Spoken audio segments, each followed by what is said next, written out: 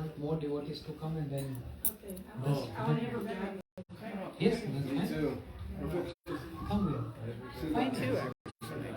Jago, come on, band hard.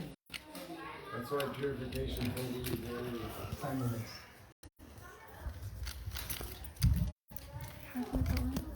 sorry.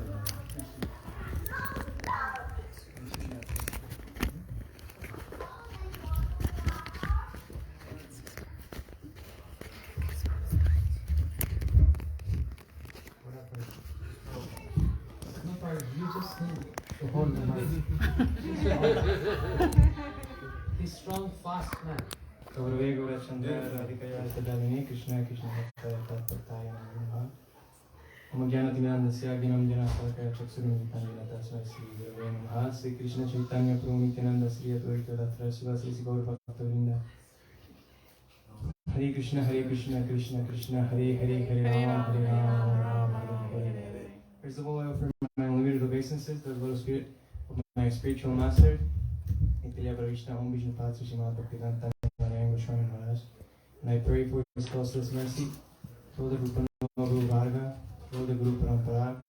I pray for the causeless mercy to all the Vaishnavas here present, to Srila Bhaktivedanta Siddhanta Maharaj, to all my seniors, god brothers, god sisters, everyone in the room.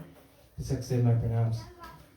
I'm pretty much caught off guard, and I was planning not to speak today since I was thinking I was going to be busy, and honestly, I don't feel like speaking. I don't have anything good in my heart, so I don't want to pollute or contaminate anybody. Because I have heard from the Vaishnavas that Haikata is whatever's in your heart is you transmit that within your words, and the emotions that come out from your, from your mouth, from that sound vibration is so powerful. So then whatever is within your heart, then that's what we hear from the Mahabhavas. That's what we hear from the Vaishnavas, because those realizations that are within their bhajan, their sadhan, when they speak, then they come within our heart.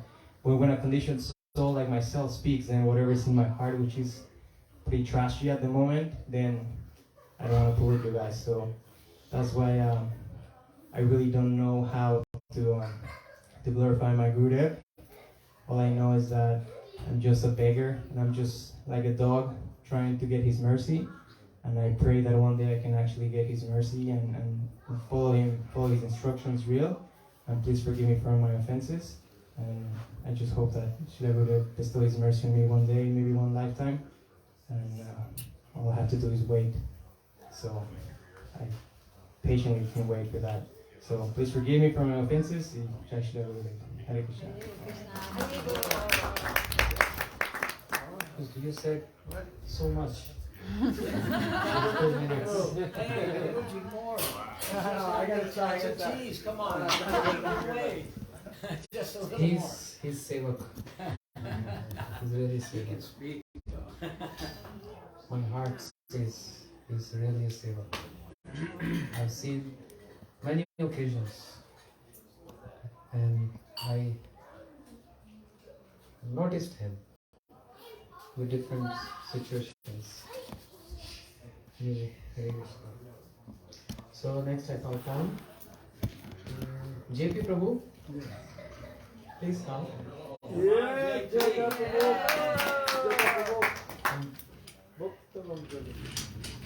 Don't bring your gun here. Come. Need a chair? It's better if you can keep a chair for speakers. Yes, Prabhu.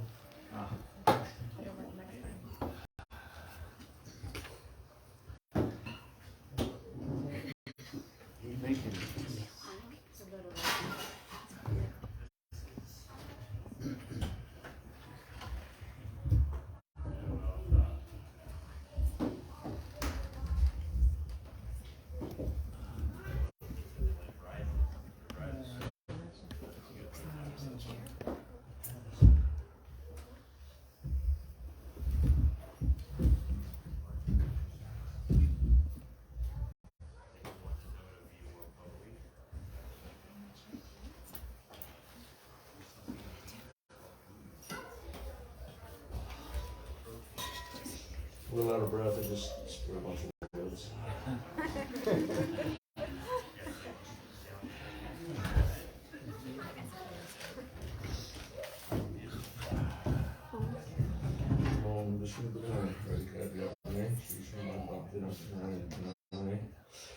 Krishna Lila Katani Seduction Duri Madhuri Ganesh Bhutan Brahmani Production Tani Kayan Krishna Modi Om Krishna Rai Krishna Krishna Gurudeva Krishna Bhakti Bhakti Namaste Saraswati Lord Krishna Krishna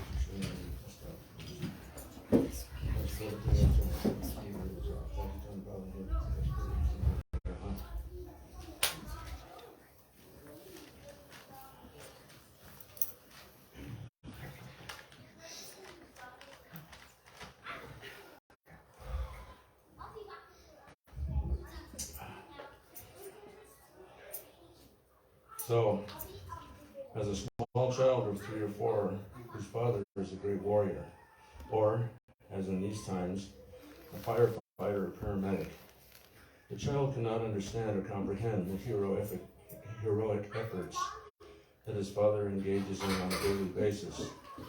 The warrior protecting the weak and innocent, the firefighter fighting raging infernos and pulling people from burning buildings, the paramedic rescuing people from horrific traffic accidents, or saving someone whose heart has stopped, telling death, not today. The child does not see the mighty warrior or the heroic fireman or medic. He only sees, oh, here is my papa. And even if his father has to discipline and chastise him, the child loves him unconditionally. So, I am like that child. I do not know so much how glorious is Srila Gurudeva, how exalted a spiritual warrior he is, with Prem Bhakti as his shield and Siddhanta as his sword, doing battle with illusion and ignorance, rescuing lost souls from the clutches of Maya. I, like the child, only see, oh, here is my Gurudeva. His wonderful smile, his compassionate glance, and kind, caring words. And even if he chastises me, I only feel his affection. After Srila Prabhupada wrapped up his manifest pastimes, my godbrothers at his time went down a path that I simply would not follow. And I found myself adrift in this world, like a boat that has lost its mooring. But by the mercy of Srila Prabhupada, I was rescued by Srila Gurudeva and given shelter from the storm.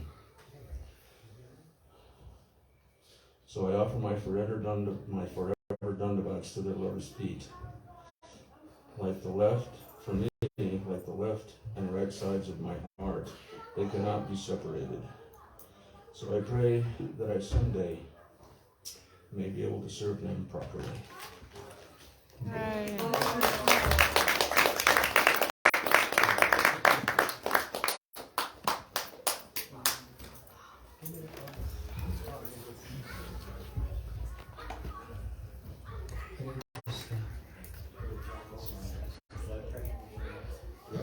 As Jai Govinda Prabhu was speaking, I was remembering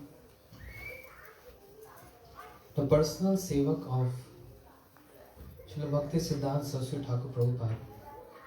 His name was Krishna Keshav Prabhu.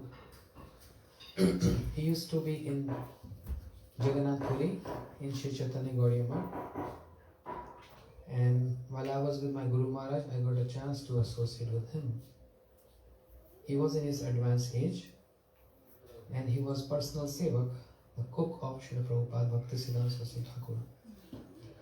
He used to teach, he used to read Chaitanya Charitamrita for us and he was speaking some glories of Srila Prabhupada, the miracles of Srila Prabhupada.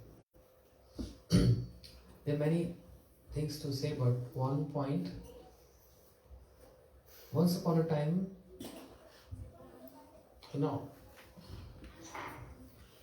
very often he used to narrate one story of his own life. And he was in tears, remembering his Guru Maharaj, Srila Bhakti Siddhanta Prabhupada. He said, when I was serving Srila Prabhupada, there was no time to rest. Because I was not only his personal cook, but I used to be always in the kitchen because there were so many preaching parties like Srila Bhaktivedanta Madhav Goswami Maharaj and other acharyas. They used to have their team of brahmacharis and they're going in different directions for preaching, and when they're returning, sometimes they're coming like midnight, some early morning, and they're all hungry because of travel. And Srila Bhaktisiddhanta Prabhupada used to tell Krishna Kesha Prabhu, get up, cooking for this team. And there were like 30, 40, sometimes 20 brahmacharis, sannyasis in one team. Krishna Kesha Prabhu said, my hand was so fast. I tell the leader of the team, please go and take shower, the prasadam will be ready. And he said, I used to cut cabbage like this.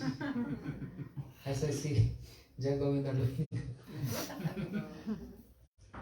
And he said, in just 20-25 minutes, I was so expert in cooking. In 20-25 minutes, I cook for like 30-40 devotees. Rice, dal, sabji and all that. And in this way, he said, my all life, always in kitchen. When Srila Bhaktisiddhanta Prabhupada, when 1936 or 1937, January 1st, when he left this world, everyone was so shattered and they were like so morose. They all felt we became orphans. He said, I also felt that I served my holy master for so many years. Where will I go now? So he took shelter in the association of his senior godbrother, Sri Bhaktivedanta Madhav Goswami Maharaj. And he lived throughout his life in his center, Sri Chaitanya Gurudeva. But one story he used to tell, that once upon a time I got a chance to speak Harikatha. His godbrothers asked him, Prabhu, you speak. And when he got this opportunity, he said, I lamented and I doubted Bhaktisiddhanta Prabhu, my Guru Maharaj, that he cheated me. He made everyone so fluent in speaking Harikatha. And I'm bereft of this. Because my whole life spent in kitchen, just like my room is in kitchen. Day and night in kitchen. And Prabhupada made everyone such nice speakers, but I'm bereft of speaking. But on one occasion, Srila Bhaktivedanta Madhav Goswami Maharaj asked him to speak, and he was nervous because he never ever spoke. But Srila Madhav Goswami Maharaj said, no, Krishna Keshav Brahmachari, you have to speak. So obeying the order of his senior godfather, he said, when I took my mic and I did Mangala Charan, I started speaking.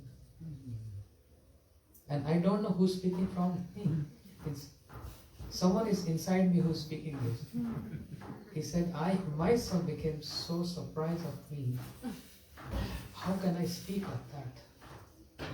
And that day I realized, Mukam karoti vachalam pangum lange tegire. A dumb person can also start speaking, and a lame person can cross mountains when the mercy of Guru and Krishna is there. He said, I'm so sorry, Prabhupada, I doubted your mercy. You engaged me in the service of Vaishnavas, but I doubted your mercy. I'm so sorry. He asked forgiveness. Because to a surprise, he started speaking continuously, with so many verses. And when he was reading Chaitanya Charitamrita to us, you can understand, he's a scholar. He used to give essence of the pastimes mentioned in Sri Chaitanya Charitamrita. How we can win the heart of anyone, especially Gurudev? By service. How Gurudev, he won the heart of everyone. His godbrothers and his acharyas, I said this morning, by seva. Non-stop seva, non-stop. The day he joined Param Gurudev in 2010, December 29, approx 3 a.m. in the morning, until that time. Non-stop seva. And this is inspiration for all of us. We have to engage our senses, our mind, intelligence, life in the service of Shri Guru. Then we can observe Vyas Puja. This is Vyas Puja. Then offering flowers and offering garland is not that important, because we offer ourselves. Just like we come to Krishna and we offer tulasi, we offer flowers, garland, fruits, some donations. Krishna said, oh, you're offering all these things to me, I already have this in abundance. You offering me 2 or 3 flowers? I have so many flowers. I have gardens. You giving me money? I have so much opulence. Lakshmi is massaging my feet. What are you giving to me? This is nothing. I want something more than this, which I don't have and you have so much. And to a surprise, oh Krishna, what is that which we have and you don't have? Krishna said, yes, I don't have some things, but you have so much storehouse. And that is lust, anger, greed, envious. I don't have any of these. And your storehouse is full. You have so much lust, you have so much anger, you have so much greed, you have so much envious. So offer this to me. But we get reluctant. No, if I give my lust, how am I to enjoy? If I keep anger, envious, how? I can't survive. So that's my mind enjoyment. Krishna, I can give you donation, but I cannot give my lust to you. I can give flowers, but I cannot give my anger to you. I can offer garlands to you, but I cannot give my envy to you. Krishna said, I want that. I want that. Give yourself to me. And similarly, Gurudeva was, give yourself to me. That's why we have this bhajan. Dehi tulasi tila Deha samara pino Daya jani na chhada vima. And Bhakti Thakur ji also said, Manas deha deha jo kichu mor arpilu tua pade nand kishore. My every thought, my every action, Gurudev, I surrender to you. So that is the only way to remember Shri Gurudev every single day, and the only connection, the bridge, to connect with Shri Guru, actually to Shri Guru is service, seva. So next I call upon Manjurini, please. In comments, Hare Krishna.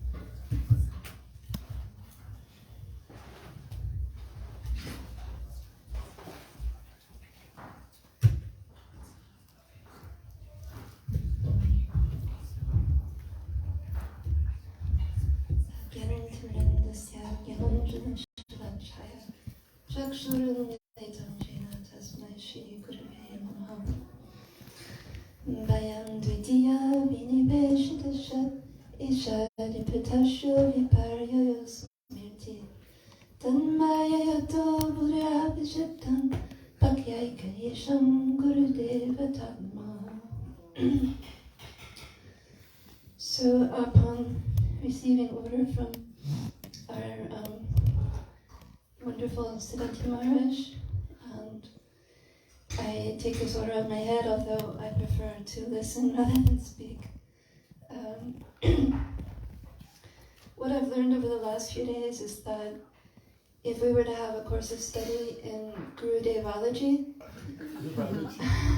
that there would be no limit, and that in terms of seniority, that's in my case only applicable in terms of age. That I think I am junior to Narottam's baby brother that hasn't been born yet. So please accept my unfortunate attempt to say something about my beloved Gurudev. So I thought I would share just one or two very brief stories, and also say something about the speciality of this place, New Braj, and Gurudev's home here in New Braj. That I think there was an extraordinary ordinariness, or an ordinary extraordinariness of what happened here. And it was, Krishna definitely did put on some kind of a marvelous magic show. And people sometimes think that New Braj is quite austere, and it's fine to let them think that, but we know better. That we have so many opulences here. One of the main opulences that we have is, the land, and the land's been permeated by Gurudev's footsteps, and the dust from his feet, the trees have hurt his guitar, all the animals, everything here is permeated by his presence. And other opulences we had horses, cows, peacocks, milk, and so many things. And even our austerity is a great wealth. Austerity is the wealth of the brahmanas, so we had a little taste of that. And austerity develops character, so we had some little taste of that. And we also, even though we were basically all more or less poor beggars, somehow or other, by hook or by crook, we managed to make our way around the world to be with our beloved Gurudev. And I think the speciality, one of the specialities to me, like when I think about it and my head starts to spin, is that Gurudev came here and we were his villagers, and we were his family members, and we were his darling daughters. And he was like my papa a lot of times.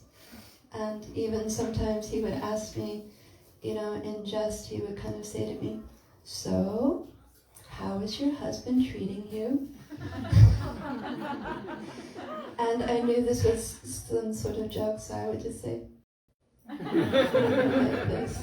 And he also knew that everything was his, that whenever he would kind of see me, it was always like, how are my peacocks? How are my horses? How are my children?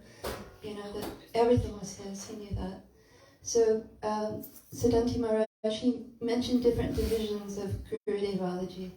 That there's the foodie section, and there's the chastisement section. Oh, I've not even started foodie. There's so many. Yes, so many wonderful foodie pastimes. In foodie pastimes, Gurudev loved the parathas, and sometimes he would pretend that he was going to put a paratha in someone else's mouth, but he would pop it in his own. So many foodie pastimes.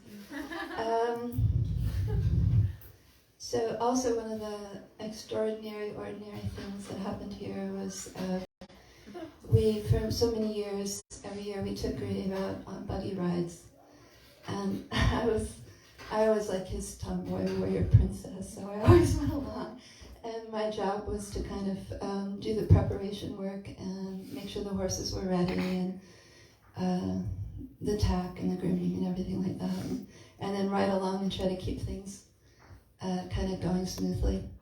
So I just wanted to share a little ordinary conversation with Gurudev. That one time when we were coming back down the road, and that year my husband was driving a horse called Prince. Sometimes I call him Prince Charming, sometimes I call him Prince other stuff. Anyway, he was kind of naughty at times, but he was driving Prince, and I was riding this horse called Maheo, and Gurudev was looking at Maheo, and they were talking about him. And my husband was saying, oh, he was a racehorse. and he came in second in a race, and Braj and I said, oh yes, there were 2 horses in the race. And then we were saying how actually this horse, Maheo, and his brother, they were on the track together, and they jumped off the track. They like abandoned the racetrack and jumped over the rail, and just like they were out of there. So I was thinking that the penultimate reason of horsehood, the penultimate destination for a horse, is to get to come in to meet a pure devotee and to be their horse. So he and his brother, they jumped off the track and they came here to New Braj and got to be Gurudev's horse. But and then while we were riding along, and Gurudev all of a sudden was saying that he was the perfect weight to be a jockey. And we were like, well, yes, but not in America. You're a little bit too big to be a jockey in America, but you're perfect for being a jockey in Europe. So in Europe, jockeys can be a little bit heavier, and they ride in this thing called the steeplechase, which is super exciting. And you go over all hedges and through water and around turns, and it's like real daredevil stuff.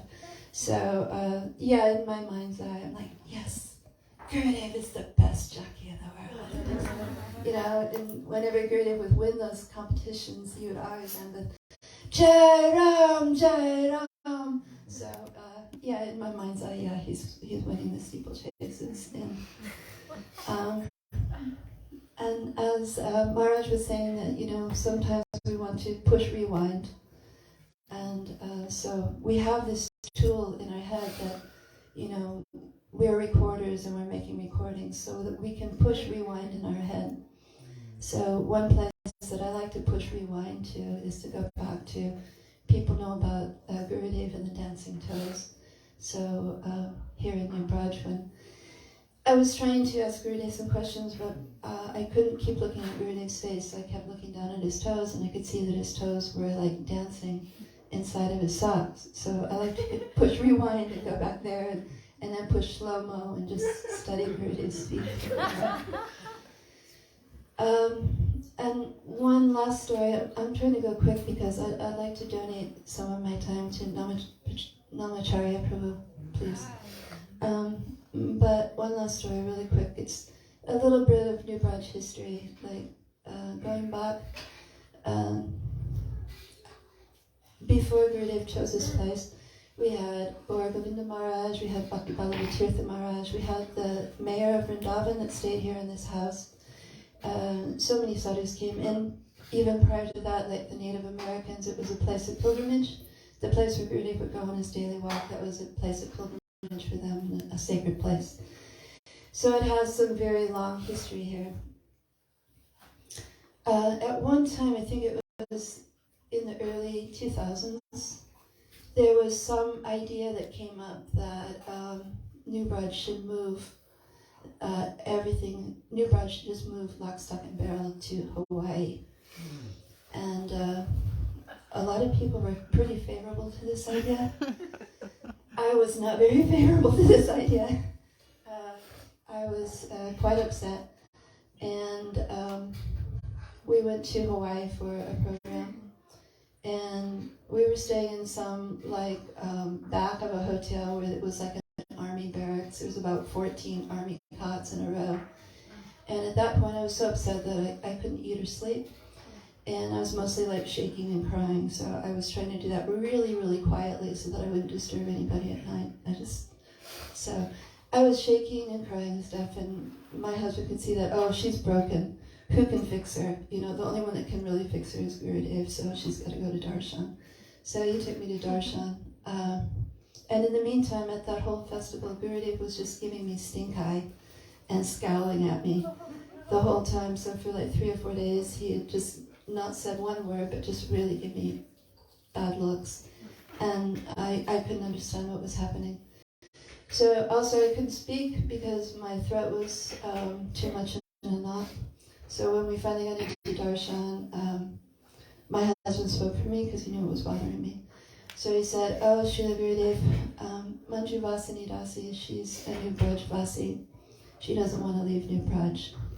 And in the background, Naveen Krishna Prabhu, he said, good!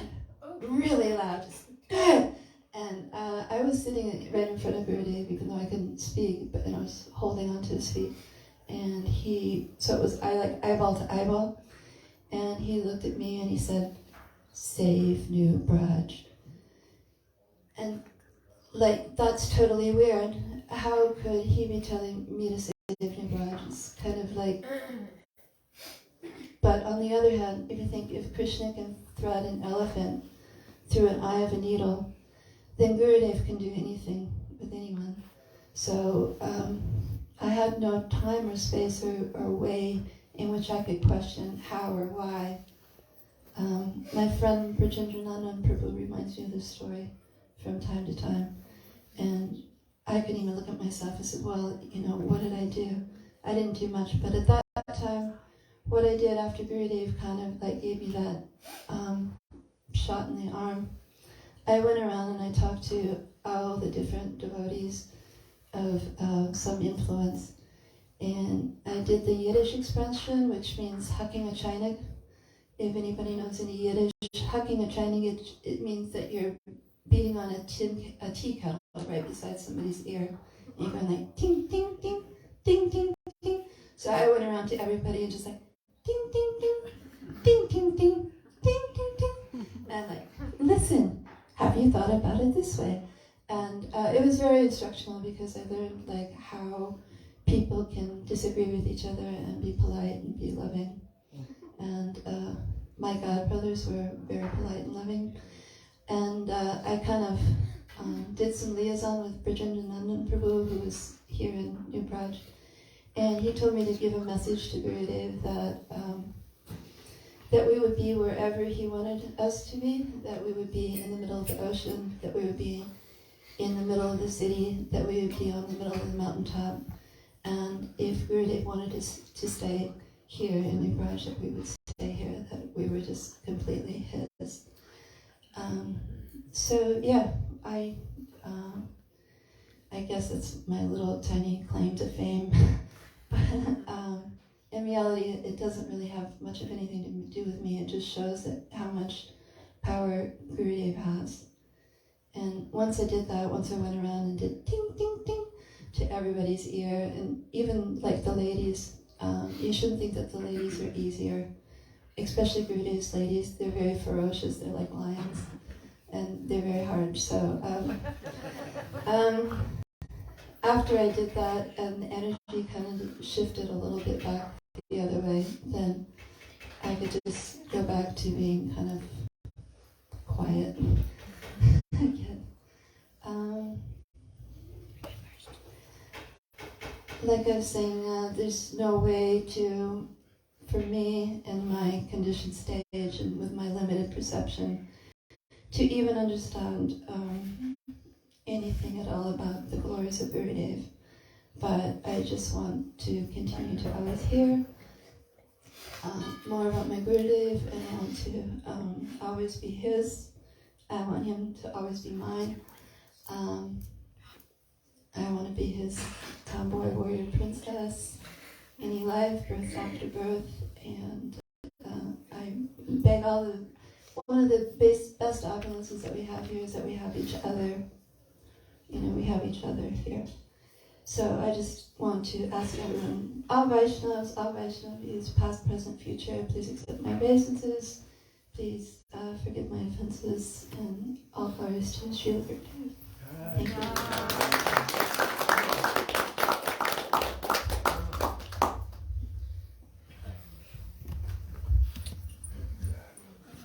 Time and a half. Time and a half.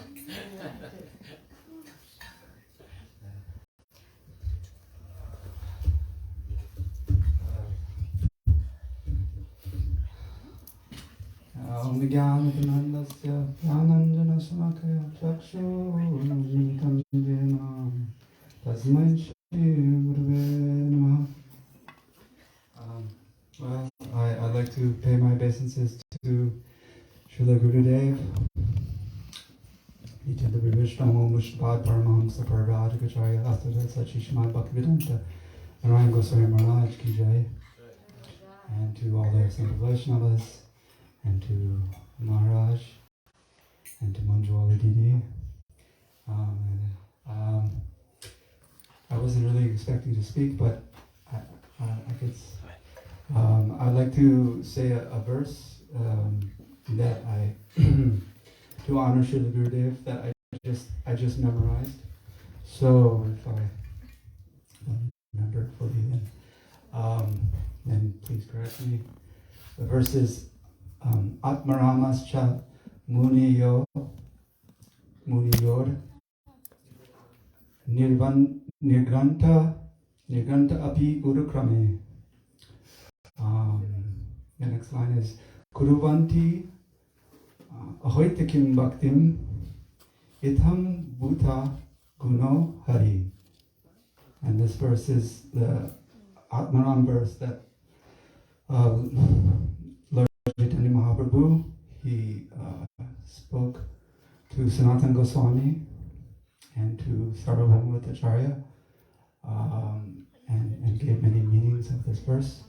And the verse means that Atmarama Chamuniyo, that all the Atmaramas, those who are self-realized Atmaram, and Munis, the sages, that they nirgranta, that they are free from all bondage. Nirgranta api urkrame, even though they're free from all bondage. The next line, kuruvanti, they perform kuruvanti ahoitakim bhaktim, unmotivated devotional service to Udukrame, Krishna, who performs many glorious pastimes. Itam bhuta guno, that itam bhuta is that the nature of his qualities are so great that they attract the liberated persons. So, Srila Gurudev performed so many wonderful pastimes, and he was so merciful that he came and came to the Western countries to fulfill the desire of Srila Bhaktivedanta Swami Prabhupada and to help all of the disciples of Srila Prabhupada and all of us as well. When I came to Braj, what I noticed was how Gurudev was talking to the disciples of Srila Prabhupada, and how he said, I'm coming to help you. And so I always, that's one of the things I noticed.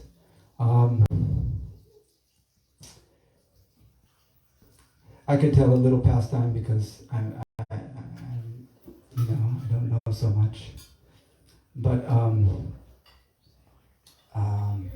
Maharaj is always saying that Gurudev would like to encourage everybody.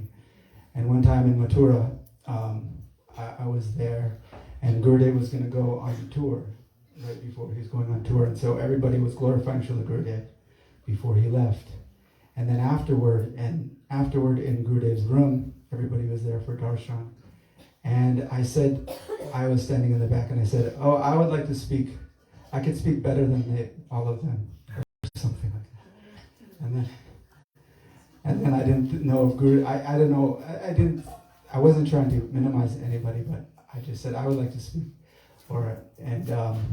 Then the next day, I didn't think Gurudev paid much attention to that because, but he said, in the class, he said, "Where's that boy who said he wanted to speak?" And then he called me up in front of everybody. I was unprepared. Very unprepared. But I came up and I spoke. So, I would like to thank all the devotees of New Braj, for giving me your association. And, Gurudev came here 15 times on the devotee saying, so that is, 15 times for, so many weeks, so many months, maybe even a whole year altogether, that That is amazing, amazing how much mercy and how much Harikatha Gurudev gave here. So I pay my obeisances to all the devotees and to New Braj Dham and to Maharaj and all the Vaishnavas. Srila Gurudev ki jai.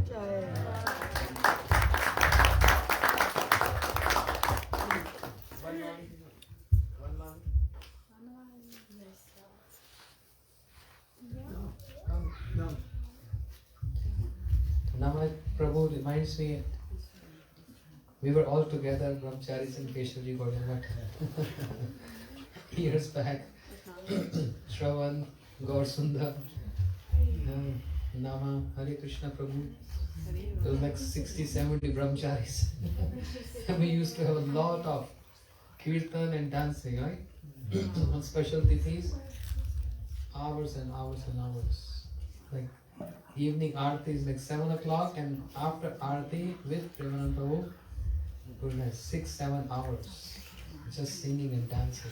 The whole floor gets wet with sweat. And devotees, one after the other, leading kirtan. It was fun. Very nice. Very Bol.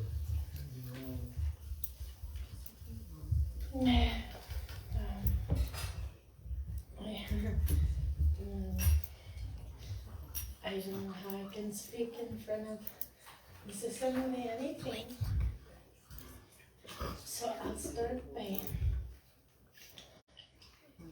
just offering my pranams.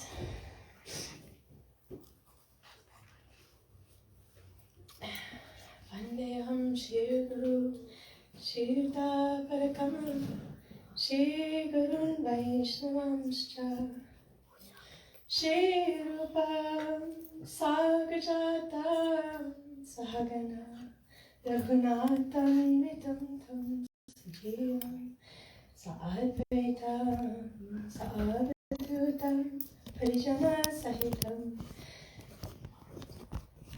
Krishna Chaitanya Deva Shri Radha Krishna Pada Sahagana Lalita Shri Vishakamatamscha Om Jnanatimyandasya Jnananjana Shalakaya Chakshuramitam Yena Tasmai Shri Gurave Namaha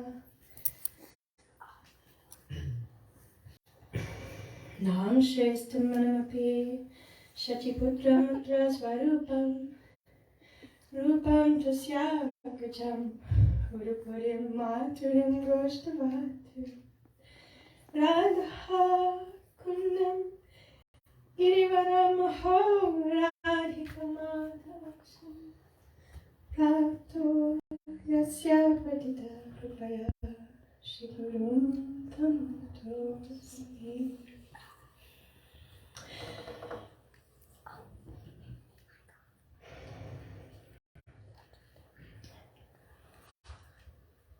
Radha Sanmukha Samsaktim Sakhi Sangha Nivasinim Tamaham Satatam Vande Guru Rupam Param Sakhim Chaitanya Chandra Mamahrit Kumudam Vikasya Hrijam Videhi Nija Chintana Pringarangai Kinchaparadhati Miram Nividam Vidhuya Padamrita Sadaya Paya Durgatam.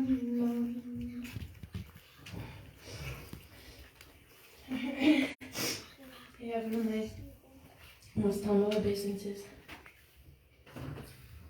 to the lotus feet of my Guru Padma and to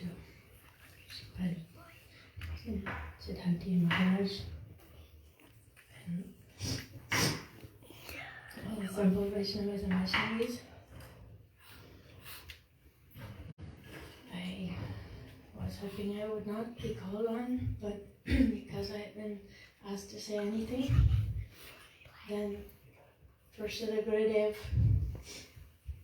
I hope he will be pleased, and please, I ask the blessings of all the Vaishnavas and Vaishnavis hair symbol, that I can please my Gurudev, something. And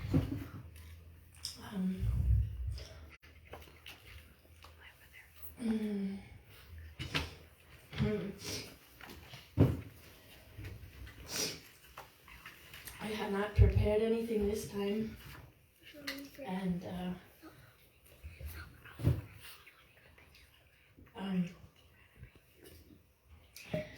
my audience. So I can think of one thing at the moment, that there is Krishna Mata, Krishna Pita, Krishna Dhana Prana. Krishna is my mother, Krishna is my father, Krishna is the wealth and soul treasure of my life. And in the same way, it can be said about Srila Gurudev that Gurudev is my mother, Gurudev is my father, Gurudev is the wealth and soul treasure of my life. And he brought me, he has given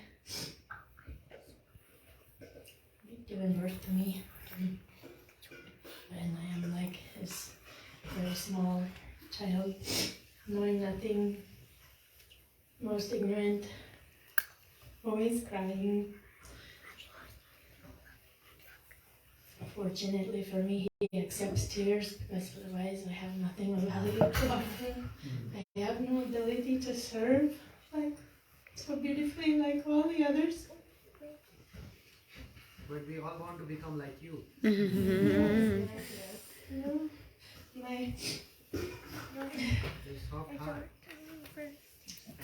the Vaishnavas are most kind to me, always giving me so much encouragement, because they see I have some disability and they take pity on me. But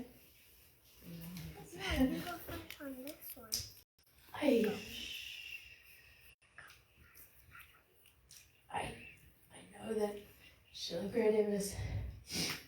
How is it possible to? I cannot. It's inconceivable what Srila Gurudeva has given. He has given the highest and greatest thing to a person who has no realization and no qualification. And I can only try every day to do my best, and but he has during this disappearance, after appearing in front of us, we had our Guru Saki, our Manjari, Ramana Manjari was standing in front of us, and I will speak for myself, I could not understand this. I still cannot understand this, but I hope to realize this, that I had one Manjari came from Goloka Vrindavan standing in front of me, asking, how are you? And I could not see, just like when we go to Vrindavan Dham, the holy Dham. Can we see the holy Dham? We are there, but can we really see? Gurudeva is not different like that from the holy Dham. Then we can be standing in front of him, and I was standing in front of him, same soil, same earth, but I could not understand or see really that this transcendental original form, Ramana Manjari, was engaging in service to Shri Radha Krishna Divine Yukta.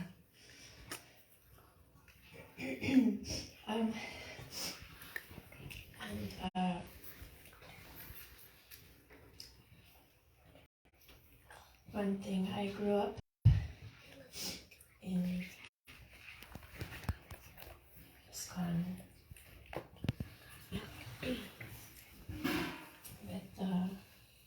many Srila Prabhupada's disciples, and I am still growing up in ISKCON. This ISKCON is very different for me now. Gosh, the Gurudeva is revealing what is really ISKCON. So,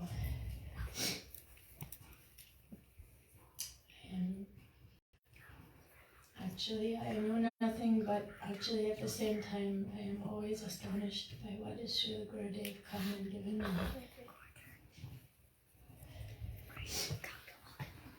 And Srila Prabhupada, and how he's giving better, more understanding of what Srila Prabhupada came and gave, and how it is not different from the Goswamis and Sri Chaitanya Mahaprabhu. And the different, and he has given this explanation. I grew up there in that place where the deities, they're being called Rukmini Dwarkadish. But Srila Prabhupada himself actually called them Radha Madhav. That is his mode. And Srila Gurudeva explained. He gave this understanding. Dwarkadish, Krishna does not play the flute. Dwarkadish does not wear a peacock feather. And so many wonderful nectarian explanations Srila Gurudeva has given. And his Katha is astonishing because it's ever fresh and it's alive. It's like that, what I wrote for Gurudeva, the offering I gave on his disappearance, Tirabhav. What I wrote from the heart for Gurudeva about his words, that his words are not words. That his words are performing pastimes and are relishing their own ras, their own selves. They are relishing, and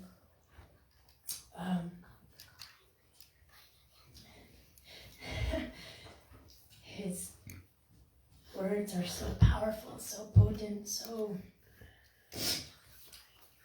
threatening to some persons that even his physical manifestation is not present there in their temple, but just his katha. So powerful. It is the same as his physical manifest presence in its potency, and like I said in my offering, can offer a garland to that katha, can seat that katha in the asan, offer puja to it. So he is the book Bhagavat, and the person Bhagavat.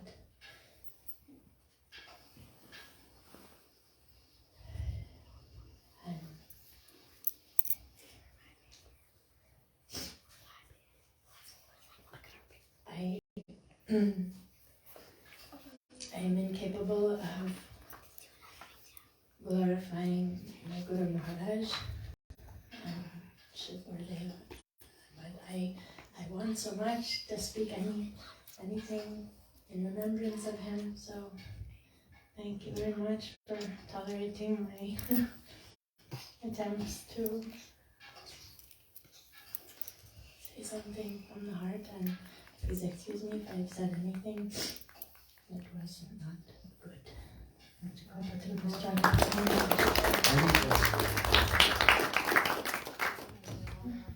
I also want to cry, but my heart is so hard, no single tear comes.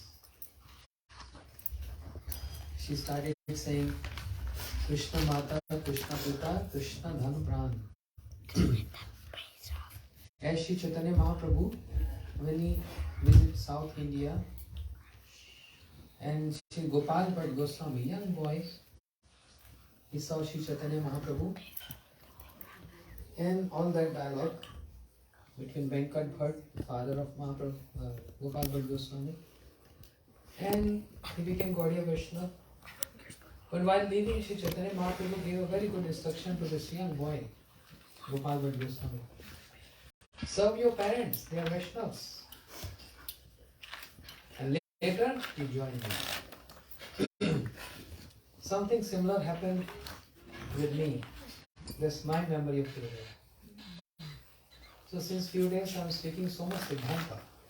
Now coming little memorial part. When I was young boy, 21 years old, college student, it happened so that very near to my house there was Srimad Bhagavad Saptaha, Srimad Bhagavad Katha, and Gurudev and Tithi Maharaj, who was Shubhadan Brahmachari, he was speaking Bhagavad Katha, and Gurudev used to wait the last 1 hour and give the essence. So the accommodation, lodging for Gurudev was not very comfortable there. For 2-3 nights, Gurudev said, I'm so hard sleeping because there are street dogs. And it's so difficult to sleep and I'm getting headache. So one devotee, Gurudev disciple, Sri Ramchandra Prabhu, you know him, he called me. And I was in my college outfit. I used to go and hear Gurudev's Harikatha. And that was year 92, 91 or 92. He said, your house is nearby. I said, yes. Yeah, I remember. Couple of times he hosted programs. Your house is big. Do you want to host Maharaj in your house? Because he's getting not proper rest here. I said, of course. What's the point of asking this? No, first ask your parents. I said, no point. I'm saying yes. So he went inside and told Gurudev there's one boy. And Gurudev said, who is that boy? I want to see. So I came and paid obeisances to Gurudev and addressed Maharaj. So Gurudev said, you want to take me your house? I said, yes. You have room? I said, so many. But who's going to bring me for programs every day? I said, me. You know driving? I said, yes. Okay, you need to ask your parents if they are okay. I said, no need, Gurudev. Maharaj, I will take you. Okay, then come. 7 o'clock. And I'll go to your house. I was so happy, so happy. I cleaned my room, everything, set up for Gurudev to stay. And I used to drive for him, taking him to the program and bringing him back. And in those days, was not so many people around him, very quiet. Gurudev was in my house and only Madhav Maharaj being Naveen Krishna Brahmachari, only one sevak. No one was coming, not big crowd, very easy going. Gurudev used to sit in my living room and read the bhajans of Narottam Thakur and Bhaktivinoda Thakur on my sofa, and I was sitting on the ground and just watching how pure devotee, what they do all day. And then Gurudev used to say, these bhajans, Narottam Thakur, Bhaktivinoda Thakur, these bhajans, the essence of all the Shastras. If you can't read the Shastras, then just go deep into the meaning of the bhajans, you find everything there. I said, okay. I was very new.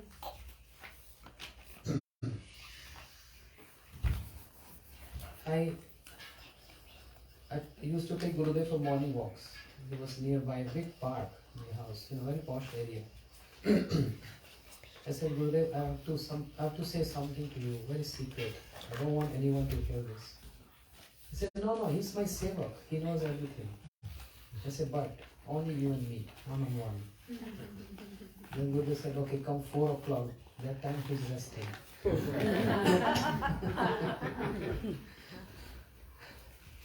So I came to Srila Gurudev and said, what's the matter? I said, Gurudev, I'm practicing chanting since 2-3 years from young age. I don't feel like staying home. I want to be in mud with all brahmacharis. I see wonderful brahmacharis with you. I also want to get the same training like them. I also want to become a brahmachari. So that evening Gurudev said, well, I'm a little scared, afraid of keeping you boys as brahmachari because I see how you stay here in so many luxuries. You have servants, you have driver, you have a car, but in what is very austere life. So I'm not sure if you can, because it's a very humble and very austere life. I said, okay.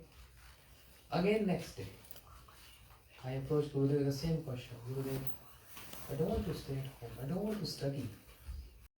I want to read Bhagavatam. I want to be with you. A brahmachari namad. He said, then what is the problem? Say, I'm not confident on myself. I want your decision. You are so mature. You can tell me better with your experience. Can I stay? If I can stay or not? Gurudev looked in my eyes, a young boy. So he spoke in the language which we understand as young ones.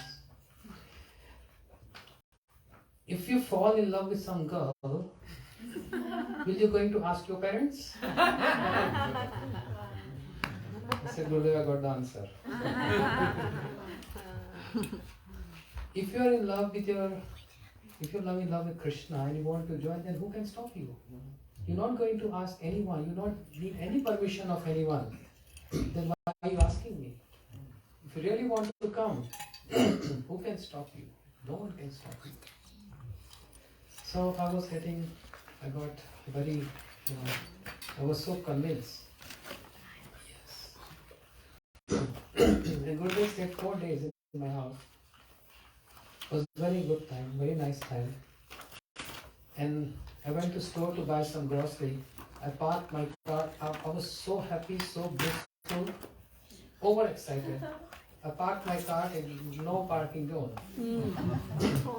When I gathered some grocery, came out from the store, the policeman was there. He said, hey, this is no parking. I have to give a ticket. I said, how much you want? Tell me how much you want. I took my wallet. I said, why are you so excited to give money? Because a great personality, a pure devotee is in my home. A sadhu, my Guruji is in my home. So I'm super excited. Whatever money, how much money you want, just take. You young boy, you're so spiritual. In this age, I also have a son. In this age, they fool around here and there, and you're serving sadhus. No ticket, go.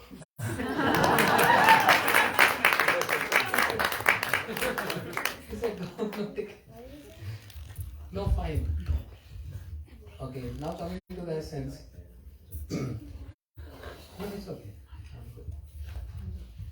So when after 4th day Gurudev was leaving, all family, my parents, grandparents, everyone, uncle, they all came to say, goodbye to Gurudev. And they stayed at the doorstep. I came forward and opened the door, the car, so that Gurudev can sit comfortable, and Gurudev was sitting there. Gurudev sat on the seat next to the driver's seat, and Gurudev said loudly. So this is the tricky part, how Gurudev is tricky. Gurudev said loudly, looking towards my parents, your parents are Vaishnavas, serve them, okay? And I went ahead to touch his feet, and he whispered something else in my ears. Loudly he said, looking my parents, they are Vaishnavas, serve them. And in my ears he said, but understand, who is your real parent? Oh my God! Krishna Mata, Krishna Pita, Krishna Dhan Pran. That was a trick. But understand, who is your real parent? And Gurudev was saying, I am your eternal father, I am your parent. And that was I can say, I won't say this is that was a hint, but this is a mantra. This is a mantra. Understand who is your real parents. And I got so much confident as I was started planning now. Studying, restless, planning, I want to leave, I want to leave, I want to leave. It took me some 2-3 years to complete my degree and all. And then I joined Vrindavan now. My father came in an Indian culture, hearing, oh, son left to Vrindavan. They came crying, their affection. I said, I don't want to go back to my city. I want to stay forever in Vrindavan. Where are you going to stay? Where are you going to eat? There is nothing here. I said, if you disturb me, I will not tell where I am going and I will be looked from everywhere. Okay. But just keep on calling sometime.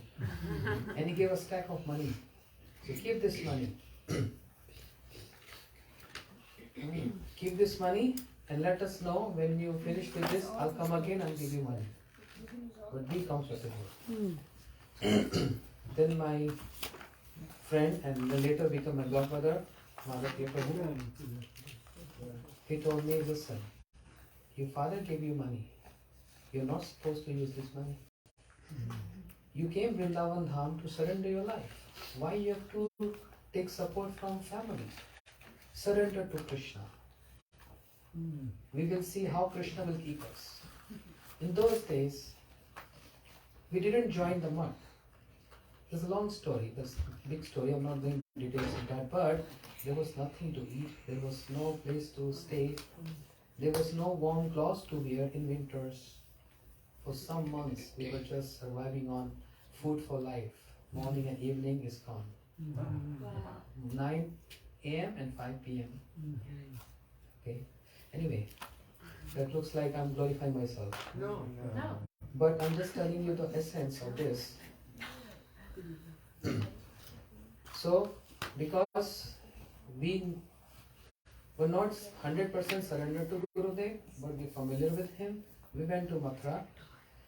And Gurudev in his room, we went inside his room and he gave that same stack of money to Gurudev.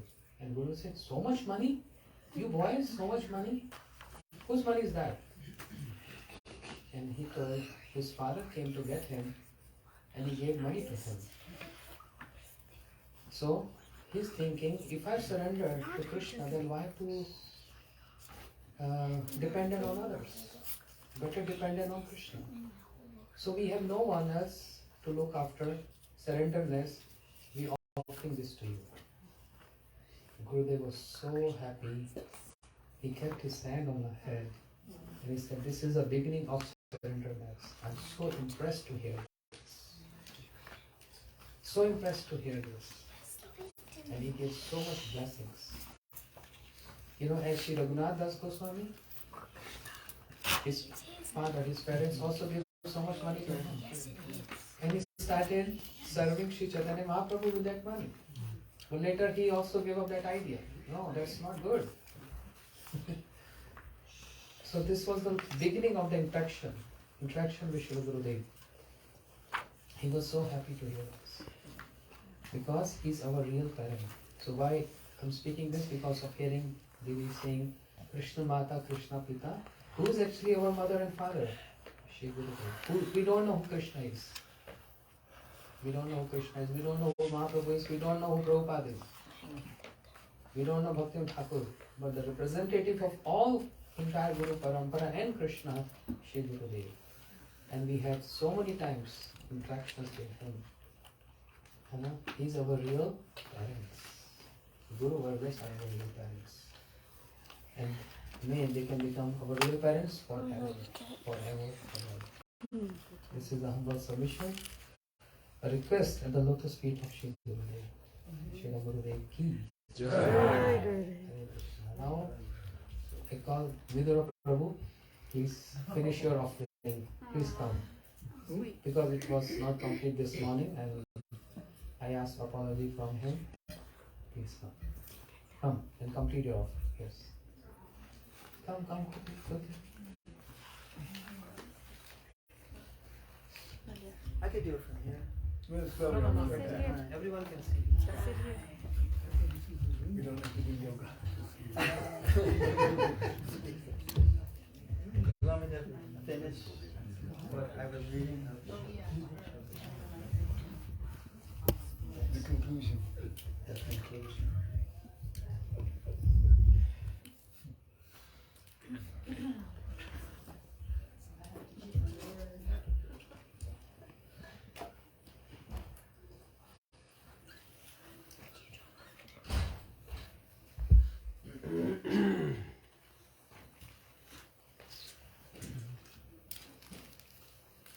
What time you have to go Aarti today? You can go till 8. 8:30? 8:30. Okay.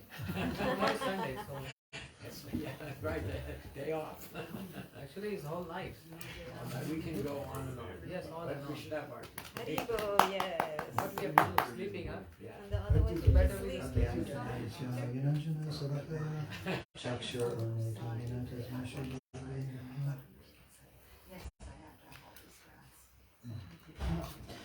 Okay, so what we were talking about before is that a lot of people have this line in the middle of their hands, but it's all broken up, messy, indistinct.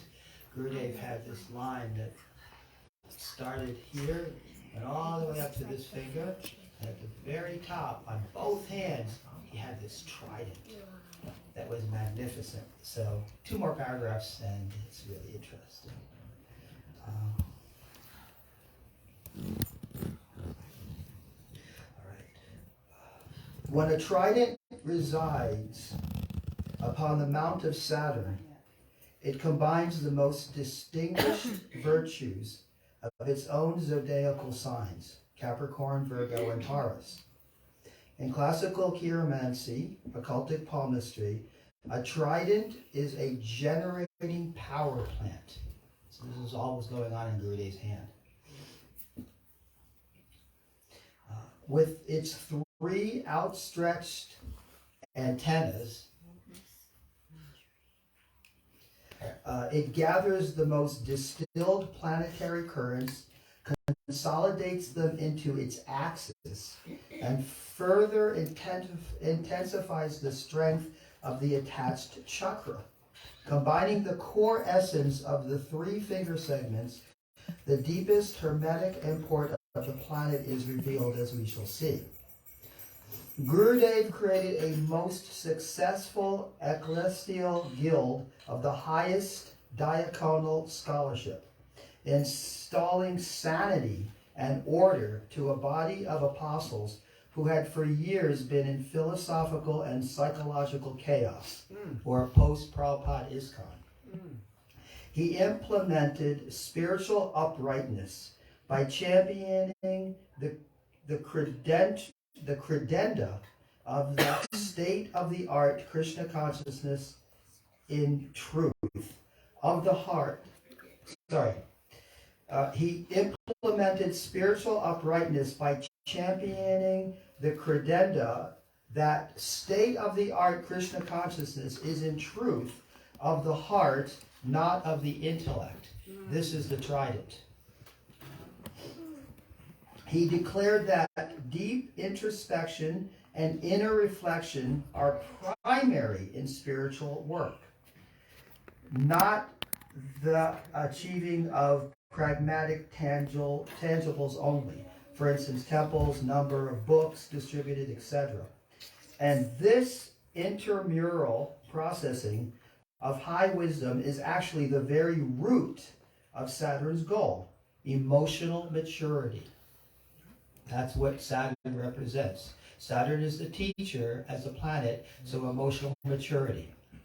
That's what Gurudev came to give, this spiritual, emotional maturity.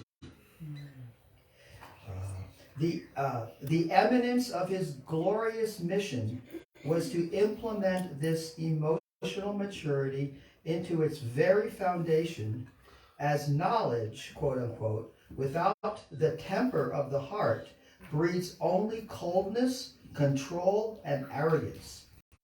In this way, Srila Gurudev wanted his adherents to possess philosophical depth and discrimination, to completely assess their advancement, and to culture integrity, conscientiousness, and character. This is the very inner meaning of his lines of destiny. So when I saw this, I kind of knew this is what Gurudev is going to give us. The assimilation of high wisdom and erudition into warmth, refinement, and sober realization. Not just to know, not just to follow, but to become. And finally, we come to the apex of this fine line, the aforementioned trident of Elias. It is such a rare and celebrated image, hand readers are known to gush upon inspecting it. And when we do see it, it's, kind of tattered, not so strong. In Gurudev's hand, it was just blazing. As previously stated, the trident acts as a generating power plant, especially when attached to a line. Metaphysically, Elhaz, or the trident, represents the element of ether, and sound is produced from ether. Further, sound vibration is the generating principle of everything material and spiritual from conception, invention, and creation.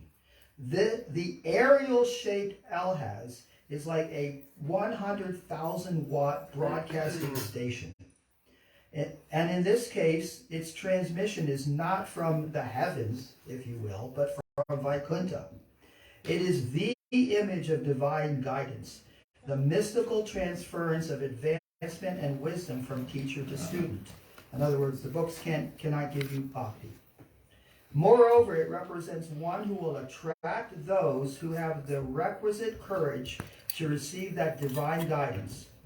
This was without doubt Gurudev's foremost testament, the paramount importance of an in-person auscultation from those of pure hallowed heart. Indeed, there is nothing more favorable for us than hearing Harikatha, and it should be our food, understanding that it will bestow upon us our ultimate good food fortune. That's from the Bhakti Rasayana. So that's what this trident on top of this root chakra showed. And in Gurudev's hand, it was so strong, it was so prominent, it was so rich, so tight, and so beautiful, and it was on both hands. If a non-devotee promise was to see this, they would just, what? Wow. Well, that's what happened to me, too. I was like, wow, this is what Gurudev's going to do. Thank you. Thank you, Maya.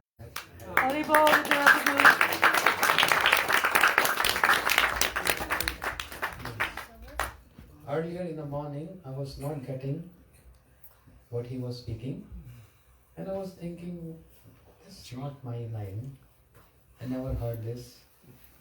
But later I was thinking, because of his profession, how he's relating all these marks with all this, book distribution, his preaching, bhakti sign, how he's connecting this with all the qualities of Gurudev is remarkable.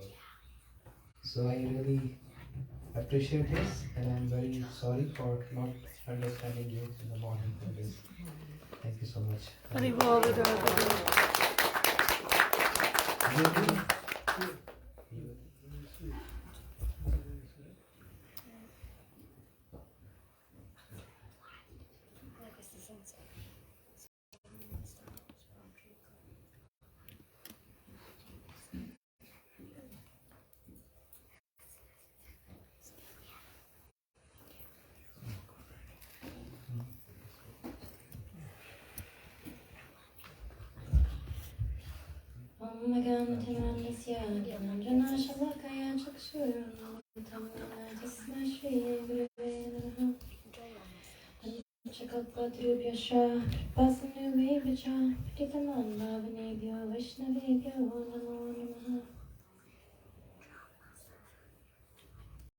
I'd like to offer my heartfelt obeisances to my Gurudev, Nityalila Pravishta Om Vishnuparashvatarashata Srila Bhaktivedanta Bharti Goswami Maharaj.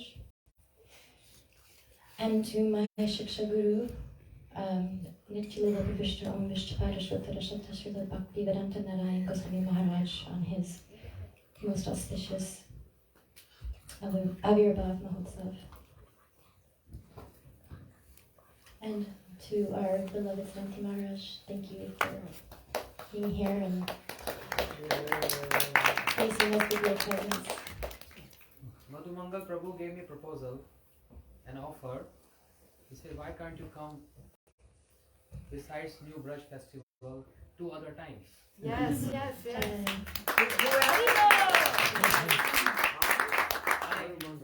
Means 3 times a year. I don't agree with him. I said, why 3? Why can't 4 times?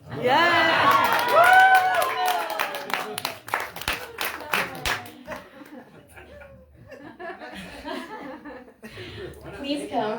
I'll be so happy. Just move in.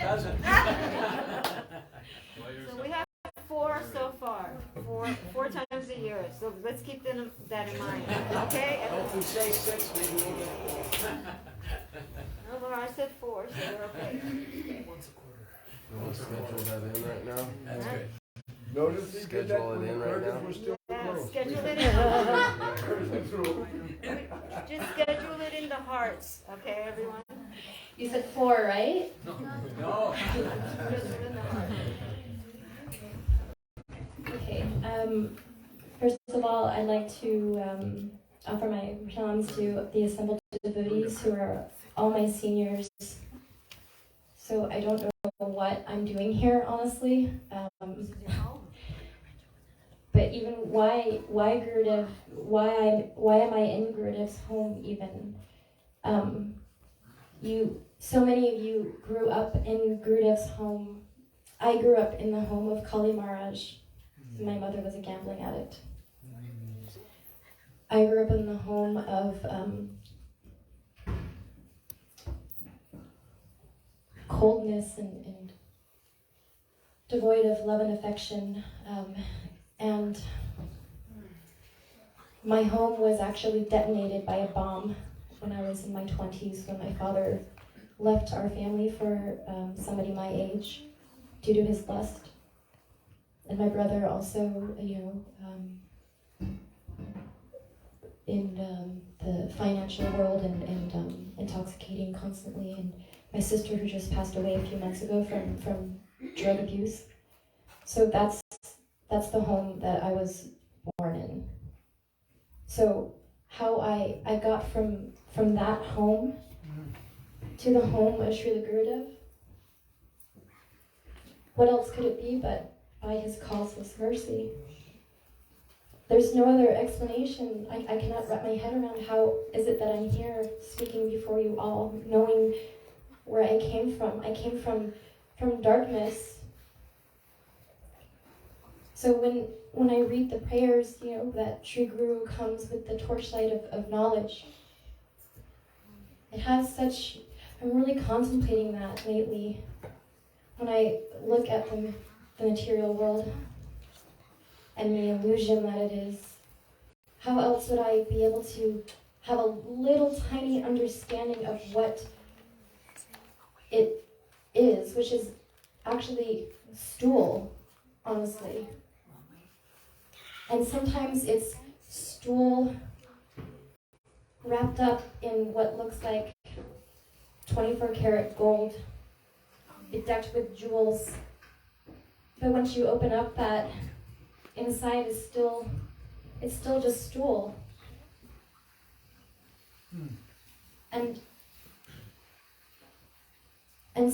I've really been thinking lately about what Sri Guru means. It means heavy. And I never really, I said, oh, okay, heavy, yes, yeah, heavy. But what does that mean, truly? How is Sri Guru heavy? Sometimes, we say, oh, the mercy can come in so many different ways. But really, it can come in some ways that can just take away everything from you because it's not real. It's really just an illusion, and it just brings so much suffering and pain when I think about it, truly. So when they say, I want to be under the shelter of Sri Guru, it's not just the shelter from the sun. It's the shelter from the scorching, blazing forest fire of material existence. It's the shelter of the lifeboat, in the ocean that just can churn somebody and swallowing salt water and cannot take a breath, but only by the mercy of Srila Gurudeva and Avirbhava Guru Varga can we have the desire to want to get out of this prison that is the material world. How else would we be able to see how pointless and meaningless everything is if we're not serving Sri Guru?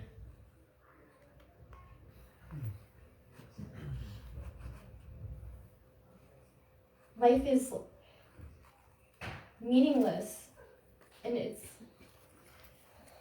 just doesn't end. When you're looking at death in the face and you're seeing somebody's face when the Yamadutas are coming, what is it that Sri Guru is trying to save us from? Because it's really heavy, actually. It's heavy. It's heavier than I could have ever imagined, and I don't even fully at all understand anything of what it is, but only by their causeless mercy can they anoint our eyes with this torchlight of knowledge and show us, please come with me. I'm going on a plane, and I'm taking you with me. But still, I at least am jumping off the plane in my parachute, and then it's just getting tangled and stuck in the branches, and I'm dangling there on a cliff. And then Sri Guru, he's so compassionate and so tolerant, and he comes and takes us again, under his shelter. Because it's really, there is danger at every step, I'm realizing more and more. We're so fortunate. We're so fortunate to be here and like what Santi Raj was saying about our parents, he is our father and our mother and our ever well-wisher and our friend. So I apologize sincerely to all the devotees who I've hurt or offended, or with my thoughts, my actions, my words. Please forgive me. Please forgive me. I just want to try to serve Sri Guru and that we can all be harmonious children of our actual family, our actual parents, and that we can help each other on this journey, because really what we need is love and affection. There's just not enough of it in this world. It's a cruel place out there. So thank you so much for your association. Thank you for your tolerance. Thank you for your kindness. And I offer my Dandavat pranams to everybody.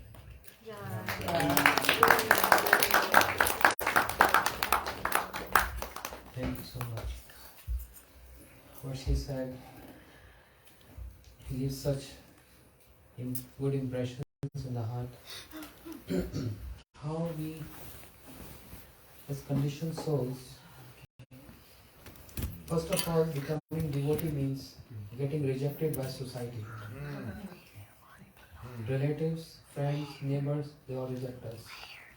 Because we're not drinking, we're not eating meat, we're not gambling, we're not partying. So we get rejected from them. Then we Then we make a spiritual family, means a devotee family. On the top of that, senses, urges of mind is not favorable, pulling us, and we are going in opposite direction. Relatives rejected us, friends rejected us, the society rejected us. Then, on the top of that, senses and mind, they are pulling, and we are going opposite direction. Then there is influence of Maya. Then there are past impressions.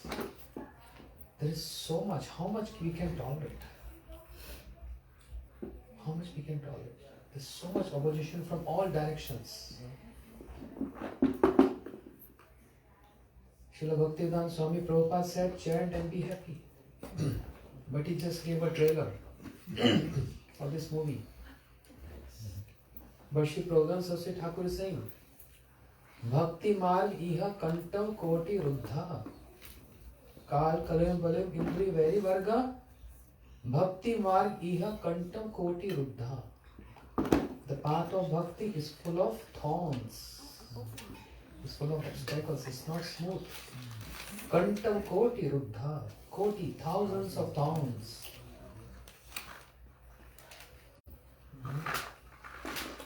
Tell me, don't we need devotee friends and devotee family? Oh, yes. Don't we need a family? Yes, Don't we need a support? absolutely. Then we come to this family and we got support from Srila Gurudeva. But then it's been 12 years, he also left us physically. He gave us books, his lectures. But because of no interest and no taste, we don't give importance to those lectures and books. And there's so much influence of Maya. And then what we left with? Just our devotees around us. My god brother, my god sister, my devotee friends, that's all we have. Yes, devotee community. And even if that devotee community, if we have some oppositions, where will I go? I'm just like alone in this world. Then there is no one to share my heart. There is no one to speak to. It causes depression. Where will we go? If we are not even friends with each other. If I offend someone, that's my nature. I folded hand, I ask sorry. If you want, I can place my head on your feet. What more I can do? I can fast all day to ask sorry. But just be friend with me. Just don't reject me. Where will I go? I have no one else. That's only my family, that's only my friends, that's only my everything. We have no one else now.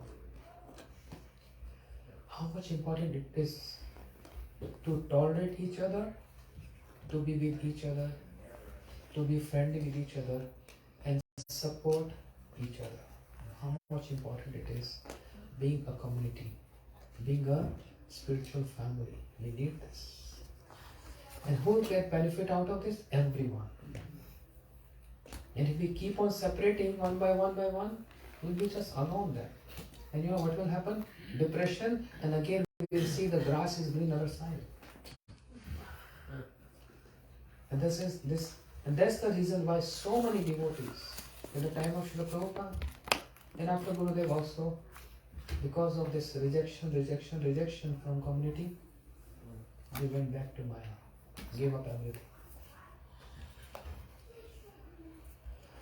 That's the blessings of Gurudeva here in New Braj, as Manju Diti said. That's the opulence. We are together. Yes, we all have difference of opinions. We all have different nature. My nature may not be with him or her, because we all have our personal outlook, our personal nature. I like sweet, you don't like sweet. You like chili, I don't like chili. Because we have different flavors, we have different tastes. So we can sit together and eat. You eat sweet, but you can't force me to eat sweet. And I can't force you to eat chili. But we are relishing, we are tasting Mahaprasad. because there are so many varieties. If I won't take sweet, it's not I will die. Starving. I have so many other things to eat. Understand? It's so important. As Gurudeva used to give example in Mathura, to all of brahmacharis, stay together like a fist. Then we all get benefited. The moment we get open hand, all fingers apart, and it's so weak. It's so easy to say I know, but it's very difficult. And it's very simple to be difficult, and it's very difficult to be simple. But at least if we can sacrifice something, little sacrifice, that little sacrifice can turn something very good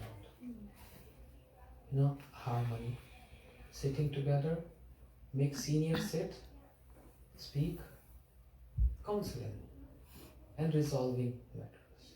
Because we need friends, devotee friends. I was in one community, I will not tell the details, but one senior devotee, Gurudeva disciple, said, my children grown up, now they finished their degree, now they're working. But they're chanting, but it's like on and off. And he said, the reason, Maharaj, why? Because they never got any devotee friends along with them. They can't share their things to parents, because young ones, they have their own setup. They can't share everything with parents. They need the same age group. And they never got anyone like that, because we were always telling them, no, don't mix up with karmis. Don't mix up with materialistic boys. And they were obeying us. And what is the result? They came to us and complaining that you're telling us not to mix up them, then at least supply some friends to us, to whom we can play, to whom we can speak. Where will we go then? They left alone, and that's why on and off. You see, here in this community we have so many children. They all play together, they fight, they play, they love each other. This is how they can develop friendship and can grow so much. Otherwise, left alone. And this seclusion that creates havoc situations. That's the foundation. So there are so many positives of being in community, so many positive. Therefore, I humbly request we all can stay together as family of Srila Gurudev, our eternal father, spiritual father, and as God brothers and sisters, we can cooperate with each other. I know I have limitation, you also have limitations. Everyone has limitations. So rather I can see some positive in everyone. Even a stop clock gives correct time twice a day. Twice a day. It's an English phrase. Even a stop clock gives correct time twice a day. So everyone has some utility. Everyone has some utility. Right? You never heard.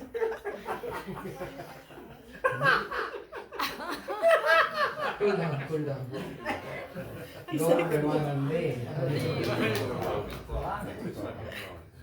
The clock stopped 10 o'clock. Like a broken clock.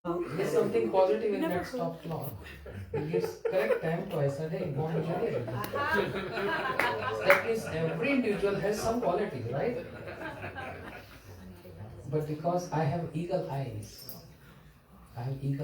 eagle always look for garbage and eating meat, etc. Because I have eagle eye, I see faults in others. But if I see myself, if I look inside my heart, oh, it's so dirty and contaminated. What I can do? At least I can see some good in everyone. Because I also have some good in me. One Vaishnava came to Sri Chaitanya Mahaprabhu, Chaitanya Chaitamrita. He said, Mahaprabhu, with my words, I used to offend one Vaishnava. I'm repenting now. What shall I do? Mahaprabhu simply, he laughed and he said, oh, with the same tongue, start glorifying him. That's it. No need to repent. No need to worry. You used to offend a Vaishnava with your words, now start glorifying that Vaishnava with your words. It's that simple. So if I want to see positive, I can see positive in everyone. If I want to see negative, negative everywhere. It's not good facility, bathroom is dirty, this and that. That's my negativity. But if I see positive, it's opulent. This is opulence. Right? Hare Krishna. Thank you, Yukta. So, Kekeri, please come.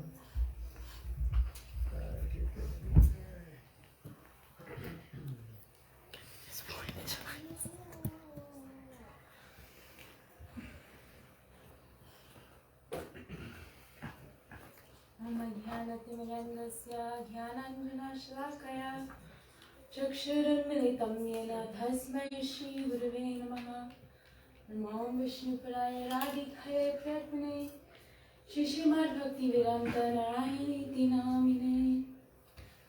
First of all, I'd like to offer my obeisances into the lotus feet of my beloved Gurudev, Srila Bhaktivedanta Narayan Goswami Maharaj, to the whole Guru Parampara, who Gurudev, as Maharaj has been saying, he is the representative, he is carrying the weight of our whole Guru Parampara of Chaitanya Mahaprabhu and of Krishna himself.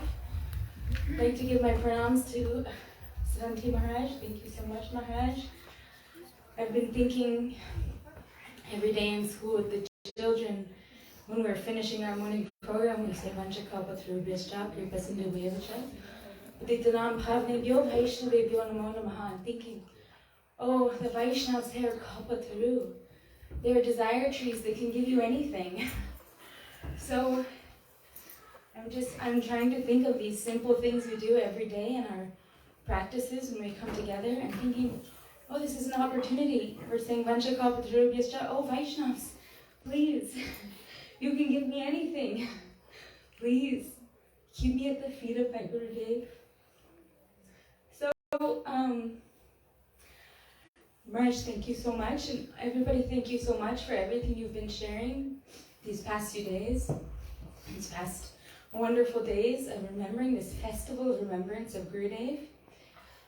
I was remembering a moment of chastisement, as Maharaj was speaking so much about the power of Gurudev's chastisement. I remember one Kartik, during Braj Parikram, I was sitting and I was drawing while Gurudev was speaking in my notebook. I was drawing like henna designs, and then one mother came with her little girl and she said, oh, can you draw on my daughter's hand? So I started drawing on her daughter's hand. And then the next day on Parikram, another mother came with her daughter. And then pretty soon during Gurudev's Katha on Parikram, I would kind of find somewhere where I didn't think Gurudev could see me. And I was kind of like making sure if I couldn't see Gurudev, he couldn't see me. And I was drawing on the hands of all these little girls. And then a few days later, we were going to Terkadamba, and I was walking, and suddenly I came face to face with Gurudev and Madhav Maharaj, and he grabbed me and he said, I know what you've been doing. He grabbed me and said, I know. And he pushed me and he said, go wash your hands right now. And he shoved me so hard to go wash my hands. And I immediately went and I was scrubbing my hands and trying to get rid of it. And it was not easy to get off. And Maharaj was saying when we share these pastimes with Gurudev, we should be thinking, oh, what is the siddhanta of these pastimes? And I was thinking, well, what is Gurudev teaching me here? There are a few things I can think of. One, this opportunity to hear from Gurudev, as everybody has been saying, this topmost maidservant of Srimati Radhika herself, this opportunity to hear from him. Oh, I shouldn't be hiding in the back and trying to entertain myself and entertain other children. Oh, I should be hearing with my ears like cups, trying to drink in everything, every word, every syllable emanating from the lotus mouth of Gurudev. I should just be praying and praying. Oh, how will that enter my heart? Gurudev used to say, oh, I'm giving you everything, but your pot has so many holes. Try to plug up those holes so what I'm hearing will actually enter your heart. And also I was thinking, this idea that we can hide from Gurudev. That there's a huge crowd of people, there's hundreds and hundreds and hundreds of people. And I think, if I sit to the side in the back and there's like maybe a tree in front of me or something, Gurudev, he can't see me. But Gurudev is not limited by anything. We can never hide from Gurudev. We might be thinking, Gurudev is not physically present. I can't see him every day. And we might think, I can be lazy today. I cannot do my mantras. I cannot chant. I can not go to class. I cannot do this. Gurudev, he's not here to chastise me. Or even if he's here, maybe I can hide in the back and he won't see me. But actually, Gurudev is with us every moment, and he's looking and he's watching every moment. And sometimes I think, maybe Gurudev is.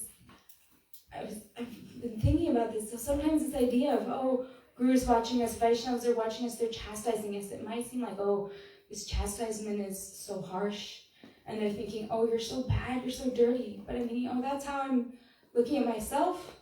The Vaishnavas, they're looking with compassion, with love and affection. Not, look at this bad person. They're thinking, my darling daughter. My darling daughter. And so Gurudev is always not watching just to slap you, even though he might slap you and that'll be very good for you. Like Marge is saying, the touch of the Vaishnav, the touch of the pure devotee, how much mercy is there. But he is looking to like, how can I make your heart so soft and clean and pure, fragrant flower? Gurudev used to say when we would give him flowers waiting at his door, he'd say, I'm going to give this to Radha and Krishna. And he would go and he'd put them at his seva kunj in his room here. And so we would see, all these flowers that Gurudev would put there in his room. And I remember also one time Vishaka Didi, she was telling how Gurudev told her, or she heard from Gurudev that Guru Mantra is like a direct conduit to Gurudev. Direct, just like that. Gurudev told her, if you're chanting Guru Mantra, immediately we are in communication. And so I heard this and I thought, this is amazing, but certainly it is only for very, very high class disciples of Gurudev. Someone who has such a connection with Gurudev, if they're doing their Guru Mantra, of course Gurudev. But for someone like me, why? My mantra has no power, has no nothing. But I thought, maybe I should try. So one day during class here, one festival, Gurudev was speaking, or somebody, maybe Gurudev was speaking, Gurudev was having somebody speak. So I was sitting, and I started doing my Guru Mantra, and Gurudev immediately looked. And I was like, no way, there's no way Gurudev's looking at me. And I was looking around to see, who's Gurudev looking at, who's Gurudev looking at? And he looked at me and he nodded his head. And I was so embarrassed that I was trying to test something, trying to test Gurudev. And I was trying to think about, what is the teaching here? And Marge, anybody may correct me, but I'm just trying to think about it. And I'm thinking, the mantra of Guru is so much more powerful than me. I have no power. But the mantra is independent of my power. And Gurudev is giving us this mantra, and Gurudev is also completely independent of us. My condition has no bearing on Gurudev's power at all. So I wanted to think also about, Marge, thank you so much for talking so much about taking responsibility for service. I was thinking how fortunate it is that Gurudev gave us. Marge was speaking about compassion. You have everything, you have all capacity, but you're making yourself appear limited by giving service to others. So one service that Gurudev would give us girls and many others was the service of doing dramas.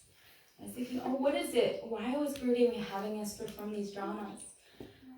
And Marge, you were saying, speaking Harikatha is a great service because then your mind has to be focused. It can't be wandering here and there.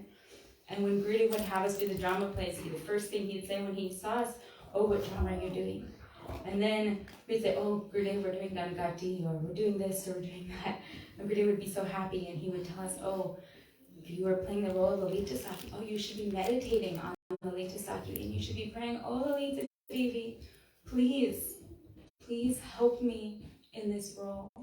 And so Gurudev was not only giving us the opportunity to meditate on the pastimes of Radha and Krishna, with such, from my limited perspective, with the effort to focus, with the effort to try to be absorbed in these pastimes, with the effort to try to please Gurudev. And then we'd be on stage and we'd see, oh, Gurudev is weeping. Gurudev is wiping his eyes. And of course, how can we really serve Gurudev? But Gurudev was giving us the chance to try to have him and the devotees absorbed in the pastimes of Krishna. And of course, Gurudev is completely always absorbed in the pastimes of Radha and Krishna. But still in that moment, he was giving us this chance to see, oh, how beautiful are the pastimes of Radha and Krishna, and how his heart is melting, and how his voice is choking, and how there are tears coming from the eyes of Gurudev. And we are able to have that proximity as the pure Vaishnava, the pure Rasik Vaishnava. He's weeping and he's showing us externally, oh, just a little bit of his moods, his relationship to Shri Radha Krishna. So I'm also so grateful to Maharaj, because you've also taken on this role of asking us about the dramas and giving us so much help and encouragement. And sometimes we think, oh, doing dramas is so much responsibility. It's so hard, it's so much work. You spend your whole festival chasing people down, saying, please come to play practice, please come and practice. Oh, it's time to get dressed, please come and get dressed. Oh, and I'm always thinking like, oh, it would be so nice to have a festival where I didn't have this responsibility. It'd be so nice, like, oh, maybe this year I cannot have that responsibility. But Marsha's saying like, oh, by taking responsibility, then you can try to be absorbed, you can try to serve Gurudev. So I'm praying that to whatever limited capacity I may have, or to whatever, I don't have any capacity, that Gurudev will give me some capacity. Shakti Buddhihin, Atma Buddhihin. I don't have intelligence, I don't have power, I don't have Shakti anything, but Gurudev can give all of those things. And I'm praying that he will give me those things only so I can try to do some responsible service to his lotus feet, so that by doing by him giving me the power to try to do some service to him, which is all coming from him anyways, that he will keep me at his lotus feet, that he will make me his, that he will make me qualified, that he can say, oh, you're my darling daughter, that I can understand what that means, that Srila Gurudeva has come and he has given us the chance to have this pride, oh, I am the darling daughter of my Gurudeva, and that this is the greatest, most unimaginable wealth that I can not even fathom. So thank you, Maharaj. Thank you to all the devotees for sharing your hearts and for sharing the glories of Srila Gurudeva. And I'm praying to you all. I'm Jacopa Thrubhyashta.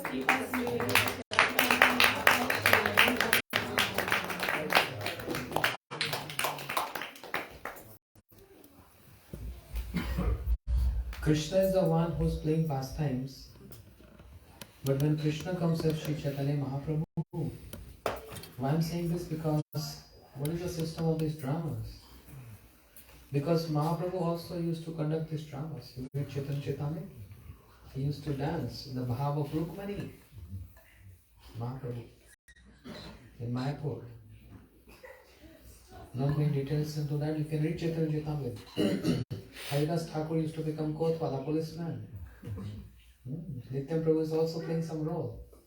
So they are playing this, they are doing these dramas. You know? And Nityam Prabhu also, in his young age, he used to make dramas, imitating the pastime of Lord Ram. You see?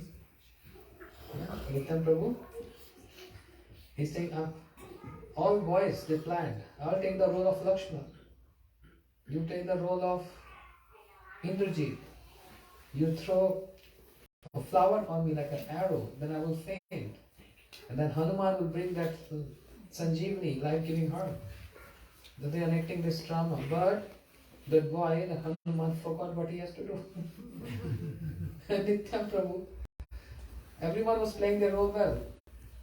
Indrajit threw an arrow, and Nityam Prabhu being absorbed in the mood of Lakshman, he faint. And the other boy forgot what he has to do. Nityam Prabhu was in unconscious state. And the news spread everywhere. Father came over. Pranay Pandit. What happened, my boy? What happened, my boy? Why is unconscious? What happened? What you guys were doing? They said we were just playing a drama, and in drama we have to do. Oh yes, I remember this boy supposed to play the role of Hanuman and bring this life-giving herb, and he has to make Lakshman smell this. Yes, we forgot this part. You see? So even Mahaprabhu was playing drama, and even Nitya Prabhu was playing drama. So this is not something strange. We are just following Shri Chaitanya Mahaprabhu and Nitya Prabhu. So thank you so much for creating this. It takes so much efforts to make a drama. But we see in this New Braj festival, all devotees, whenever they see this drama, they start crying and they're laughing and they're getting so much deep impressions. Last year, what we saw, it was heart-melting. Golaka Prabhu and Didi, all these devotees, they made such drama, it melts the heart of so many devotees. This is the impression we take in our heart. And we think, oh, one day, can we see these pastimes? So this is like encouraging the bhakti, nourishing the bhakti. Hari Krishna. Maharaj, Gurudeva also, he used to say, he was so pleased, but he would say, everyone watch very carefully. These dramas are my teachings. So you can become absorbed. And the players, he said, don't think you're these people, you're the servants, you're imbibing their moods. You can try to take their moods. But it was so powerful, and he liked it everywhere because it was a way to very nicely give his teachings to everyone.